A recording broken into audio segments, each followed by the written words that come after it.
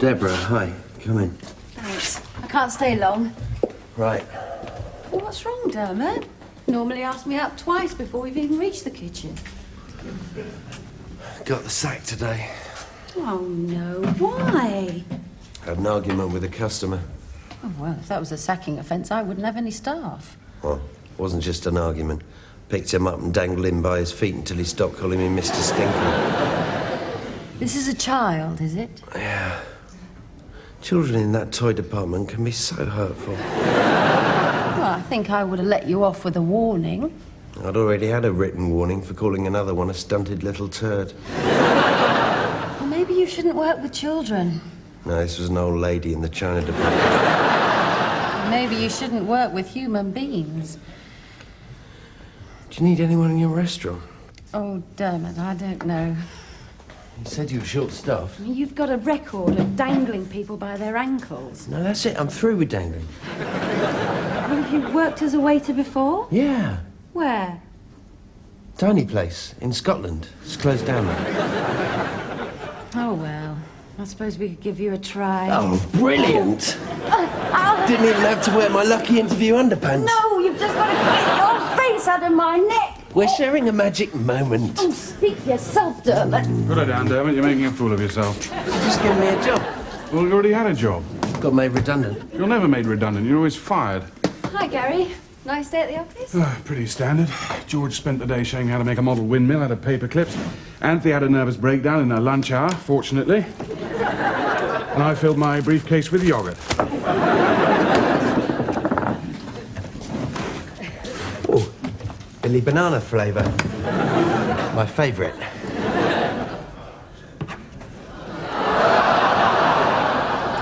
Well, I must go. I came to ask you if you could move some of your things out of the garden shed to make room for some of my stuff. Sure. What do you got? Oh, a lawnmower, tools. What, gardening things? Yes, Dermot. How do you cut the grass? Well, we just sort of flatten it down. Seems to stop growing after a while. Right. How did you persuade Deborah to give you a job? Told her I had experience. Have you? Not yet. Look at your work record. What a mess. These are my wilderness years. Like Churchill and Gary Glitter. I bet Churchill was never kicked out of Security Corps for leaving the keys in the ignition while he did a bit of shopping. There was a sale on. You've got no ambition, have you? Have? I'm talking about careers, Dermot. Not your ambition to clash glands with Linda Lusardi. What did you want to be when you were a kid? Rock guitarist. Yeah. What, you too? No. Manager of a small engineering firm. Funny, isn't it? The crazy dreams we once had. Crazy. I reckon I could still be a guitarist, you know, if I learnt to play guitar. For a while, I wanted to be that little girl on the test card playing noughts and crosses. Yeah, well, didn't we all? Then after that, you want any job where there's lots of women around. I wanted to be choreographer for Pan's People. Sent off for details, actually. My parents just wanted me to have a respectable job. Oh, you've done all right, then. Yeah. Nothing wrong with my career. I give my best years to high-quality security equipment.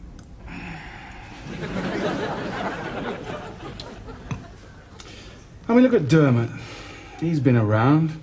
He's had lots of interesting jobs. Briefly.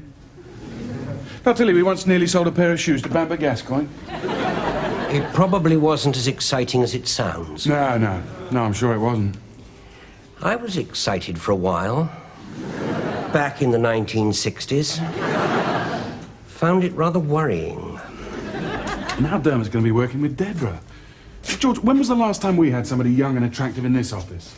Oh, I think that must have been Cindy. No, you can't count Anthea's dog, George. No, I suppose not. Yeah, when I first came here, within 3 years, I was going to have 2 pert secretaries and an executive drinks cabinet.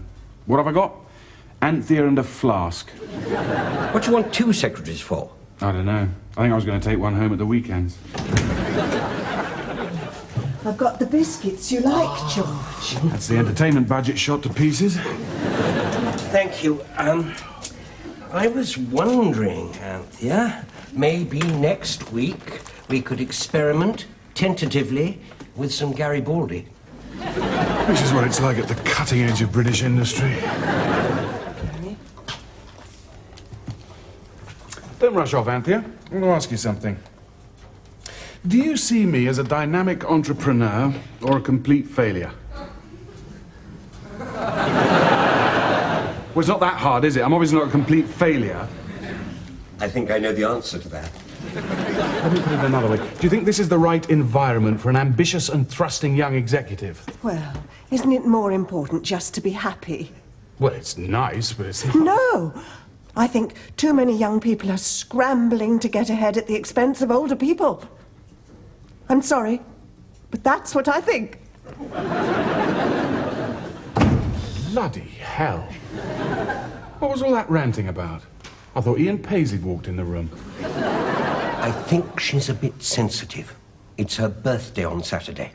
What, again? Didn't we get her something last year to cheer her up? Yes, a new in-tray. Oh. Did it cheer her up? I don't think so. No, we can't give her that again then, can we? Best present I ever had was a little blue tricycle. But I suppose that's a boy's thing, really. George, I think it's time we did something special for Anthea. I sometimes get the impression she's afraid of me. Oh, I think you're being oversensitive. Why don't I take us all out for a really nice meal? Anthea has a bit of a sensitive stomach. We'd have to take her somewhere where she'd be looked after.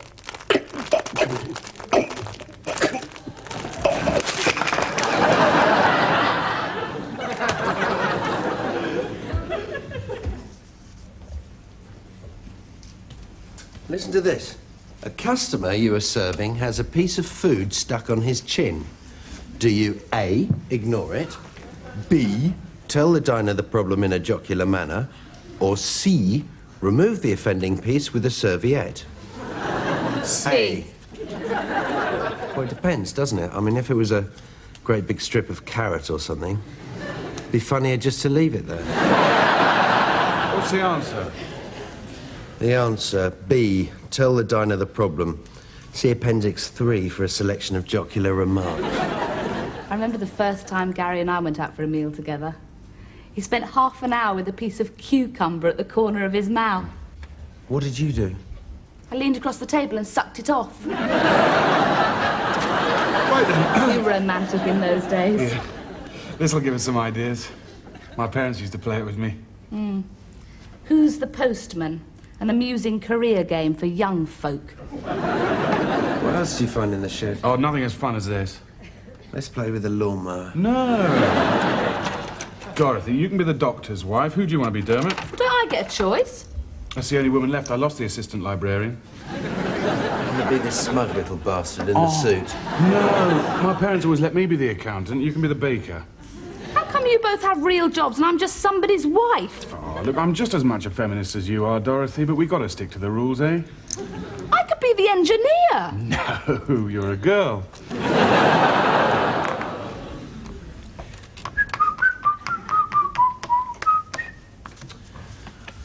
You purchase an imprudent brand of flour. Cool, this is terrifying. Acquire 2 blue collar cards.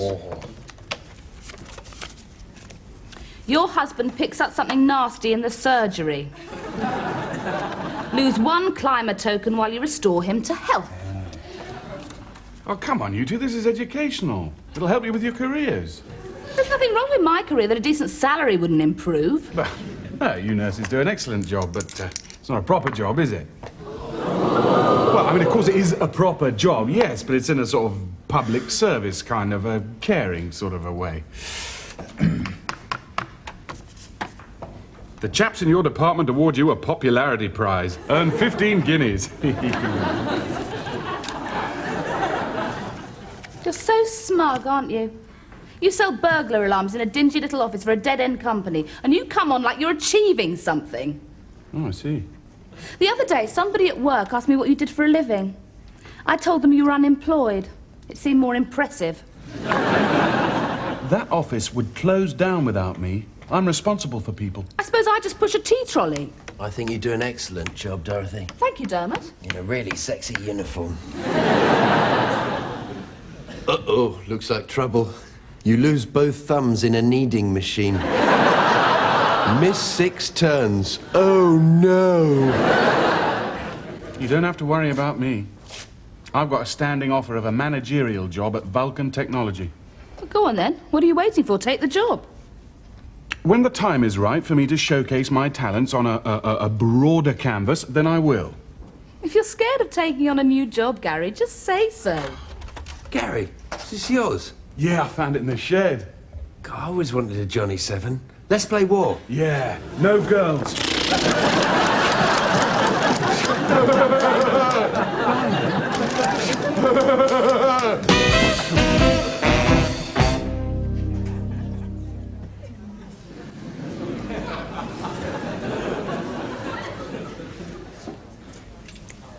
We're ready to order now. Okay. I'll go for the souffle roquefort and mange tout. One cheesy thing with the flat peas. And for your sumptuous girlfriend. What's in the sauce maison? Oh, you know these French chefs, they'll stick in their own grandmother if it improves the colour. Oh, just being jocular. No, it's sort of mushy. I think there might be a few prawns. Yeah, perhaps I'll in it. have the chicken salad. Chicken salad. Thank you, darling. Thank you. Dermot, the kitchen staff are getting slightly confused. You've put here, glasses, no neck. Yeah, that's the bloke over there. So I can tell who's having what. Oh, right, that would explain. Perfume, fantastic breasts. Sorry. Stick to the table number, Dermot. Okay. Hi. Hello. Has he flambéed anyone's trousers yet? No, not yet. I've put you over here. Special occasion, is it? Gary's entertaining his staff. Oh, that's generous. Well, would be if I wasn't about to sack him. You're not sacking them, Gary. You're resigning. I've told you it amounts to the same thing. The company will close that office down without me. Even if they don't, do you think a new boss is going to keep George and Anthea on? Well, they're probably better off moving on anyway. I mean, Anthea jabbers away to herself like she's a victim of some awful laboratory experiment. I bet she was all right till she met you. George is about as easy to understand as Birmingham.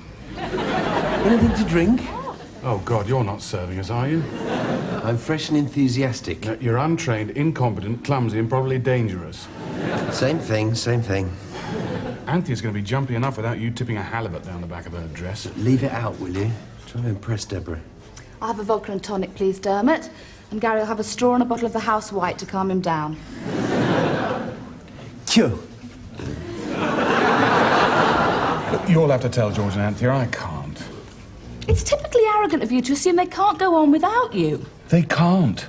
Have you ever watched George trying to unstaple his tie from a piece of paper? Well, I'm not telling them. You're the captain of industry.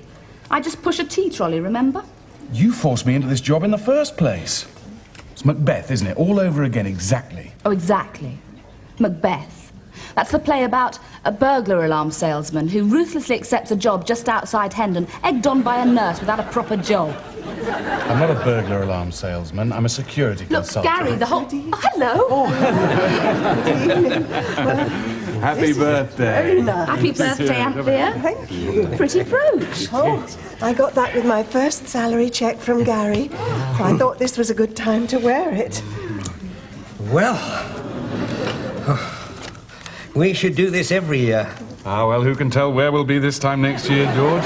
Oh, I think this job will see me through to retirement. Well, that's a comforting thought, isn't it? How about a drink, George? Oh, here we are.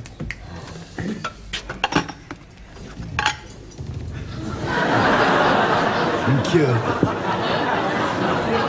Hello, Dermot. What are you doing here? I'm branching out into a new career. This is what, to supplement your income? No, this is the new career.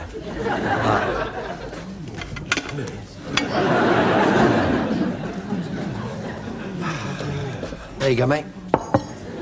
And for you, madam, the moist, tender breast of chicken, delicately mounted on a bed of pouting greenery. Thank Enjoy your meal. If my girlfriend wants you to slobber over her, I'm sure she'll ask. You think I've got a chance, then?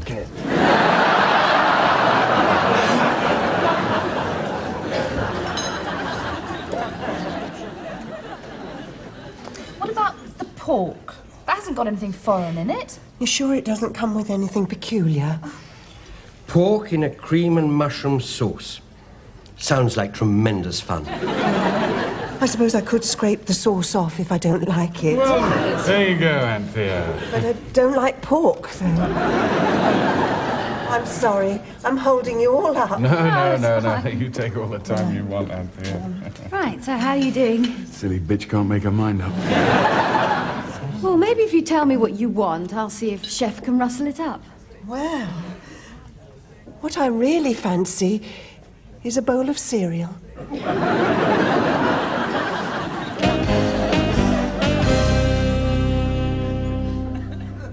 No, at times Gary can be frighteningly efficient. Makes me look a bit of a bumbler. I expect you save yourself when you're at home. Oh, good Lord, no. When I get home, I go all vague and dithery. We're a bit of a happy family, really, in the office. Or the nearest I get to having one, anyway. Look, I'm sorry. There's something I've got to say. You want to enjoy your applied- meal? Lovely, thank you. I suppose I should have been a bit more adventurous. Oh, there's nothing unadventurous about Cocoa Pops. But when I'm really happy, like now, well, I can't help indulging myself. All right, Anthea. So anyway, as I was saying, I've been discussing my career with Dorothy and a friend of mine who works at Vulcan Technology. Oh, a letter arrived for you today. I'll go and get it. Now, this friend and I were discussing the work landscape, future-wise, and the prospect of me enlarging their staffing capability spectrum. I'm not sure that I'm quite following you. In a nutshell, I think what Gary's saying is...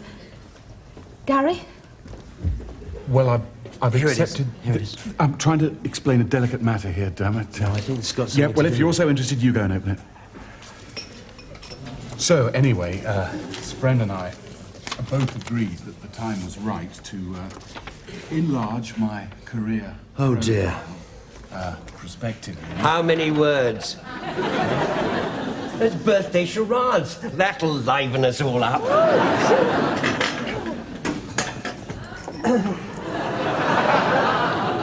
All right. 2 words. Second word. Lobe. Dangly lobe. Sounds like. Nose. Course of orthodontical treatment.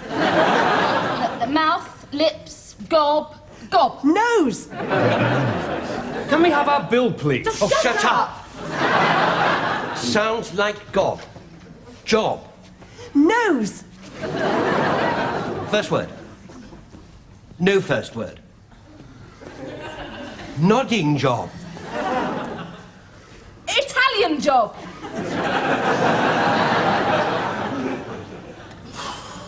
Blow job.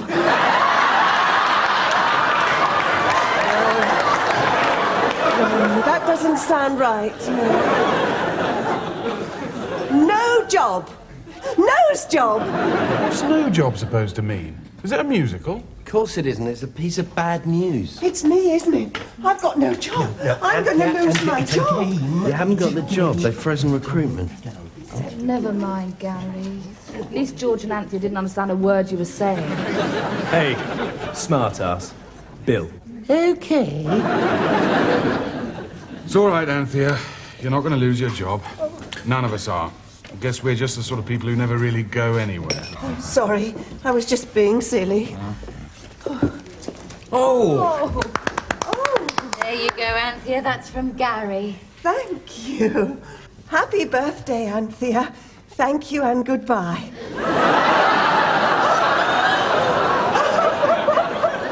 Sometimes I wish I was just a bloody waiter.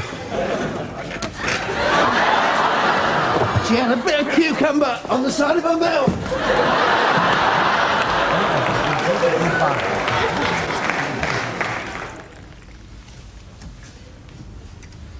I did was make a small technical error. Technical error? The man caught you trying to slip your tongue in his girlfriend's mouth. I was just trying to be helpful. Overall, though, I think I made a good impression on Deborah, don't you think? Well, it's hard to say, really, isn't it? The fact that she sacked you isn't a good sign, is it? Bit of a setback, yeah. Anyway, I'm off to bed. Where's Dorothy? She's got to get up early in the morning, sew somebody's ear back on or something. I better get some sleep myself. I need to get a few things tomorrow. What, like a job, a girlfriend and a future? Yeah. Maybe I'll try that new Asda, see if I can get all three under the one roof. Night, Gary. Night, Dermot.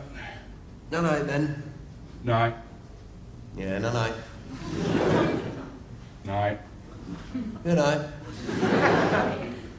Night. Night. No, you've always got to speak last, haven't you? No.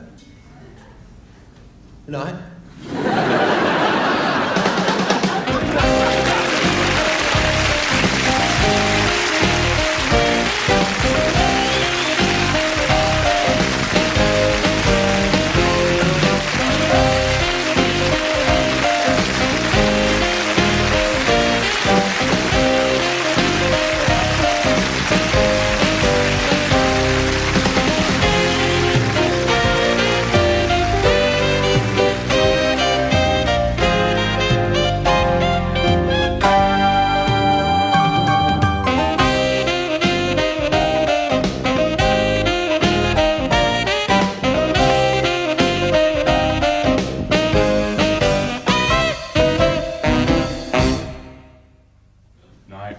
Night.